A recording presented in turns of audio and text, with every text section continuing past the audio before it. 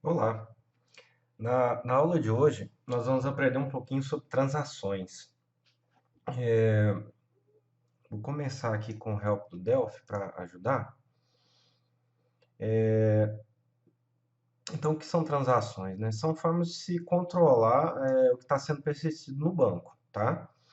Então, quando eu faço uma inserção, uma deleção ou uma atualização, eu posso controlar se isso vai ser confirmado ou não no banco, né? Comitado ou feito o rollback.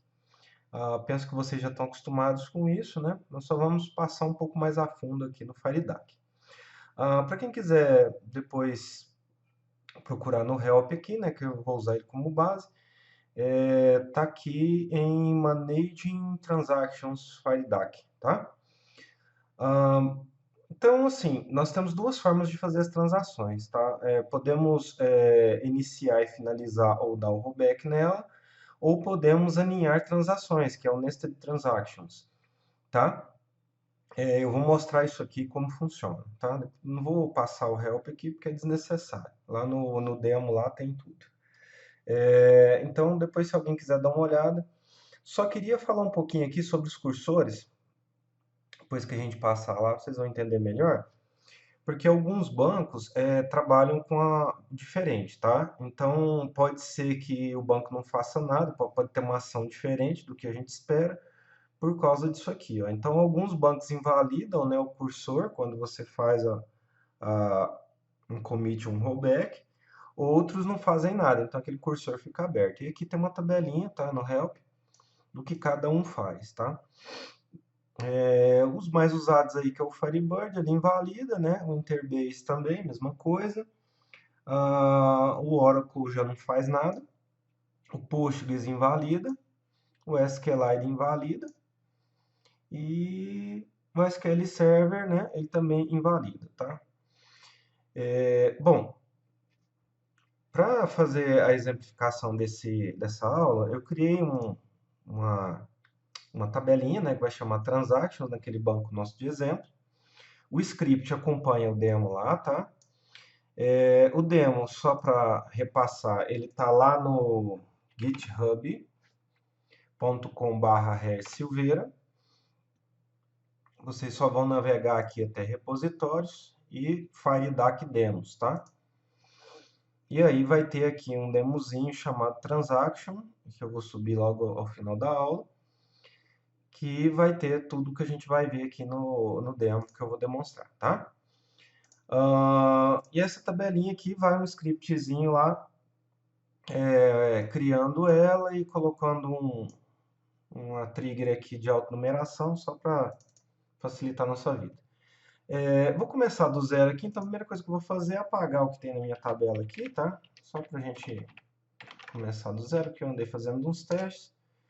Ok, perfeito. Então a tabela está limpa. Essa tabela aqui não tem nada dentro dela, tá? Esse aqui é o nosso demo, tá? Feito no Delphi. Eu estou usando o Delphi Rio, como todas as aulas. Ele é baseado naquela aplicação nossa base, então tem as configurações de banco já aqui. É um grid para mostrar o que tem na tabela, tá? Um FD Carry aqui, bem simples, que vai fazer um select asterisco para mostrar tudo que tem lá. Aqui deu um erro porque a base que está configurada aqui não tem a tabela criada, mas a que a gente vai usar tem. Então aqui ele vai mostrar os dados, né, um select asterisco. Aqui eu deixei duas opções para vocês controlarem durante o uso do demo que eu achei mais importantes e que eu vou explicar aqui, que é o do dia a dia. Tem um botãozinho que mostra como iniciar uma transação, um botão que mostra como fazer o commit, a confirmação, e como fazer o rollback, que é a não confirmação, né? E aqui um botãozinho só para inserir um registro novo, para a gente poder testar esses botões aqui, essas opções. E esse botão ele abre e fecha a tabela. Eu vou mostrar o código de cada um aqui, tá? Aqui é um checkbox simples, não tem segredo, não tem nada, tá? É só no Start Transaction eu vou estar usando o que está configurado aqui para configurar o Connect. Então vamos começar aqui pelo Start Transaction, tá? Deixa eu abrir um pouco mais aqui. Isso. Então aqui é bem simples, não tem nada de de especial, tá? Eu estou indo lá no FD Connection, TX Options e ligando Enable Nested, se tiver marcado, e o Auto Commit se tiver marcado. Vou explicar essas duas já. E aqui eu faço um Start Transaction. Isso aqui inicia uma transação nova no FireDAC, tá? Para quem está acostumado com o DBX, usava lá o Start Transaction do DBX e ele retornava um ID da transação, né? Aqui ele não retorna o ID da transação. Por quê? Porque uma transação está dentro de outra. Então, se você for lá na primeira transação e fizer um rollback, ele dá rollback em todas. Se você vier comitando ou fazendo rollback, sempre que você chama, ele vai na última, é uma pilha. Então, sempre o último a entrar é o primeiro de cima e vai ser o primeiro a ser vai ser comitado ou feito o rollback, tá? Então, se eu fizer 3 transações na sequência, quando eu chamar o commit, eu vou estar comitando a última. Se eu chamar o commit de novo, a penúltima. Se eu chamar o commit de novo, a primeira, tá? Se a gente fosse fazer aqui uma exemplificação, seria algo assim, ó. Você faz um start lá, né? Vamos fazer 3 starts aqui. Deixa eu aumentar essa fonte aqui só um pouquinho. Isso aqui é só para a gente entender um pouco melhor a ideia. Então vamos supor que você fez um start, essa aqui vai ser a 1, fez outro start, essa aqui vai ser a 2, fez um start, essa aqui vai ser a 3. Então lá no FireDAC tá assim, ó, 3, 2, 1, certo? Então quando eu chamar o commit, vai ser, o primeiro commit vai pegar a 3, o segundo commit vai pegar a 2, e o terceiro commit vai pegar a 1. Então, é de trás para frente, porque é uma pilha, tá? Bom, o conceito é esse, né? Vale o rollback, mesma coisa. Então, eu poderia fazer um rollback aqui, certo? E um commit nas outras duas. Só que se eu fizer isso aqui, ó,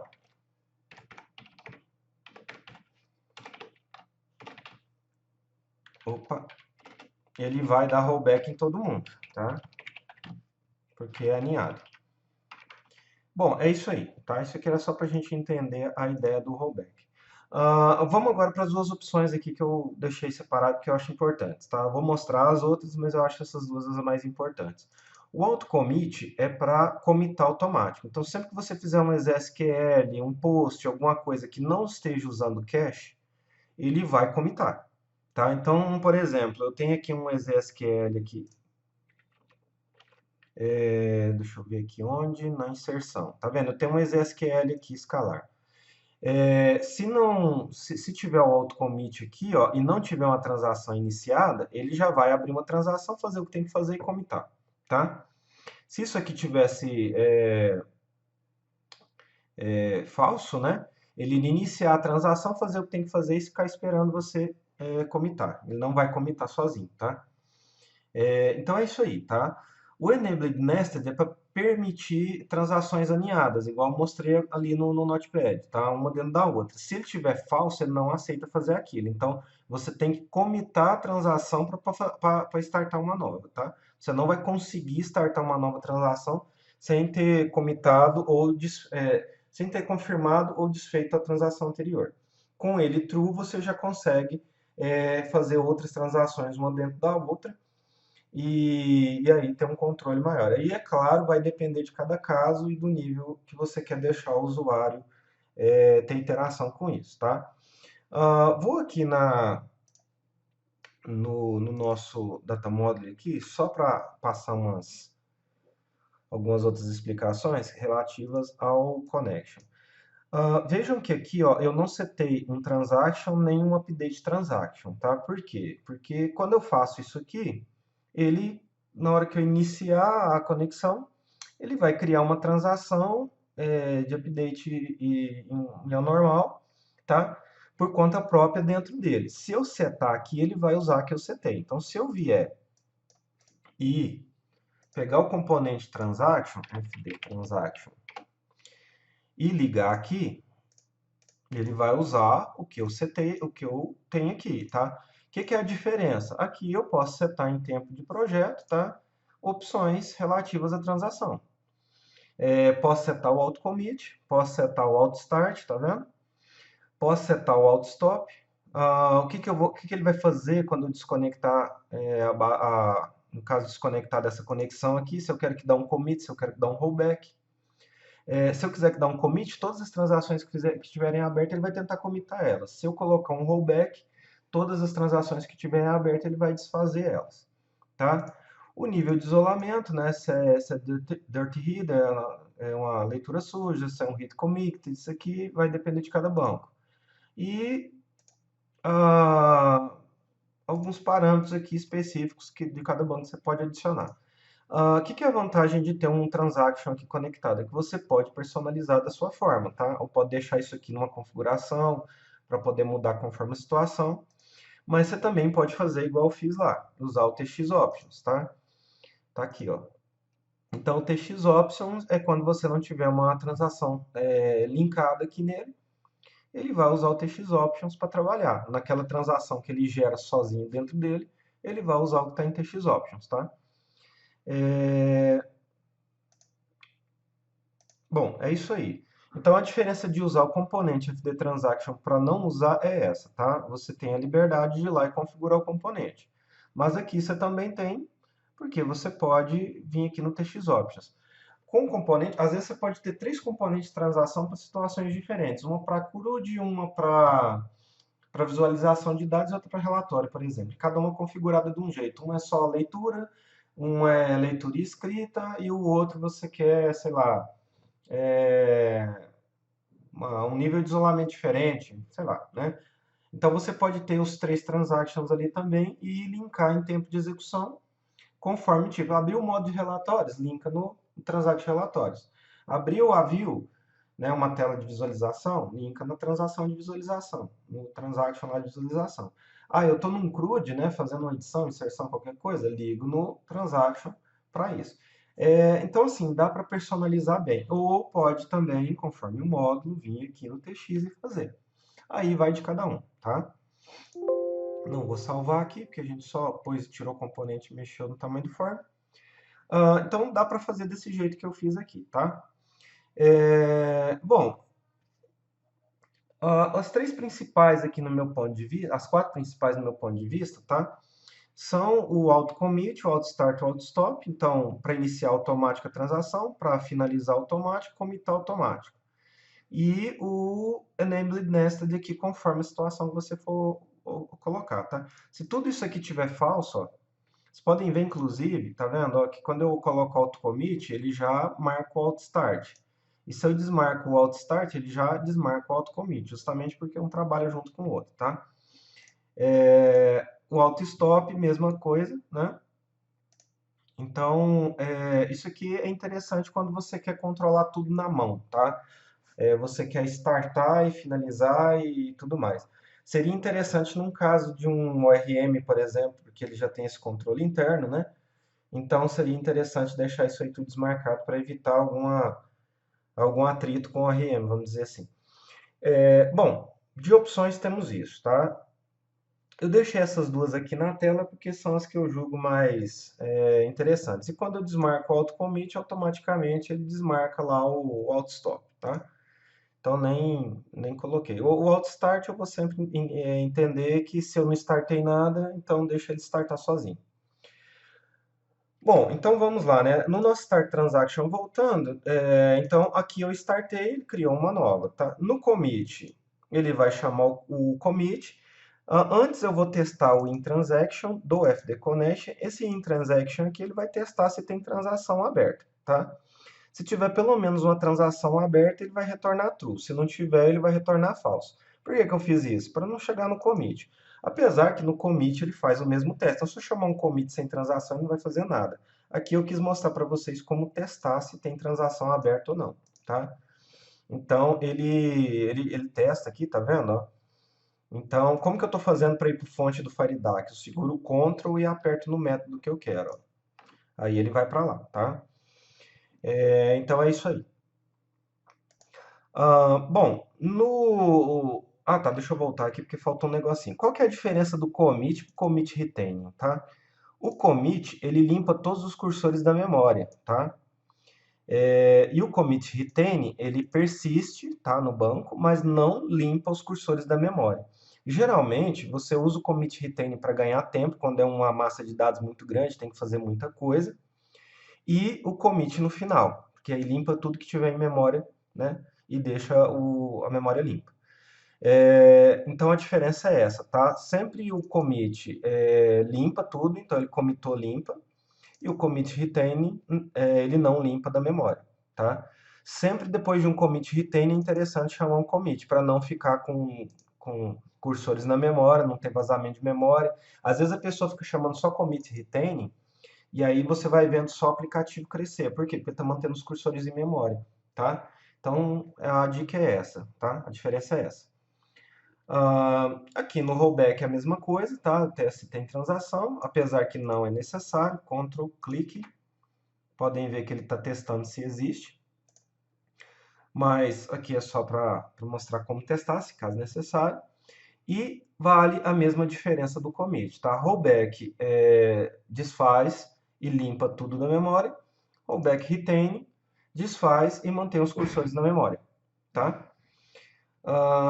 Aqui no insert é só uma inserção simples, tá? Eu coloquei um input box aqui para a pessoa digitar a descrição. E aí eu fiz um execute SQL escalar, que a gente aprendeu lá no início do curso, passando o insert into transactions aqui, a descrição, o valor e o return em ID aqui, para ele retornar para mim qual foi o ID criado. Então ele vai inserir um novo registro lá e retornar para mim o ID criado para me mostrar a mensagem para o usuário, tá? Então ele criou um novo registro, deu tudo certo. Ele vai lá, aqui não startei, nem comitei, nem fiz rollback, por quê? Porque eu vou controlar isso pelos botões, tá bom? E aqui no reabrir tabela é só um close e open, só para a gente ver o que está acontecendo, tá bom? Então vamos lá.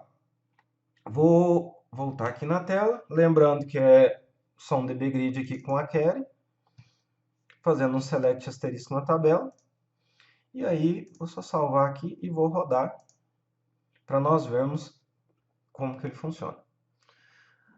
Vou começar com os defaults do Delphi aqui, que é utilizar o Nested Transactions, né, e o autocommit. Vou fazer um inserir novo aqui sem iniciar nada, tá? Inserir novo, teste, ok. Vou reabrir a tabela. Podem ver que posso abrir e fechar quantas vezes eu quiser. Vou fechar o aplicativo.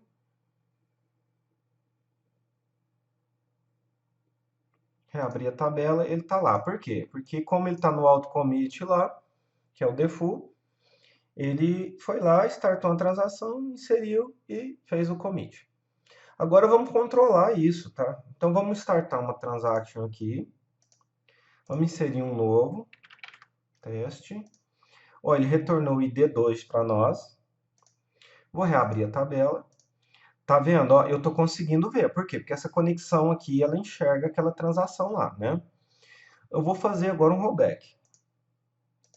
E agora eu vou fechar e abrir a tabela de novo. Ó, o dado sumiu. Certo? Por quê? Porque eu desfiz aquela transação. Se eu fechar aqui, ó, e abrir de novo, mesmo com autocommit, como eu fiz o rollback, não tem o 2 lá, tá? Vou startar uma transação, vou inserir.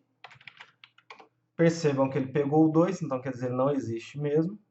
Só que dessa vez eu vou reabrir a tabela, tá lá, né? Vou comitar. Vou reabrir a tabela. Beleza, ele tá ali, ó. Vou fechar, né? Fechei e abri, ele vai abrir uma nova conexão. Então, o que vai acontecer? Reabrir a tabela, o 2 está lá, tá vendo? Então ele foi persistido. A mesma coisa acontece se eu fizer várias transações. Vou inserir novo, teste 1, retornou ID3, start transaction de novo. Ó, teste 2, ok, start transaction, teste 3, ok. Olha, não vou comitar nem fazer rollback, vou reabrir a tabela. Pronto, ó, na transação estão os três lá, né? O 1, 2 e o 3. Vou dar rollback aqui, então ele vai pegar o primeiro da pilha, né? Que seria a última coisa que a gente fez, rollback. Vou reabrir a tabela. Percebam que o teste 3 sumiu, né? Vou fazer um commit agora. Vou reabrir a tabela. Ó, percebam que continua igual. Agora eu vou fazer outro rollback. Vamos ver o que acontece. Ó, lembra que eu falei que se fizer rollback na primeira transação, ele desconsidera todas as outras? Então, mesmo eu tendo feito commit, quando eu fiz o rollback da primeira, ele desfez a outra. Por quê? Porque a primeira controla as outras, né? Então, eu posso ir fazendo commit de trás para frente ou rollback de trás para frente, mas o que vai valer, na verdade, se eu der um rollback na primeira, ele vai desfazer em todas. Ah, bom, é isso aí, tá? Que eu tinha para mostrar de transações e até a próxima aula. Lembrando que o demo tá lá no Git, tá? Para vocês testarem à vontade. Um abração para todos e até a próxima aula.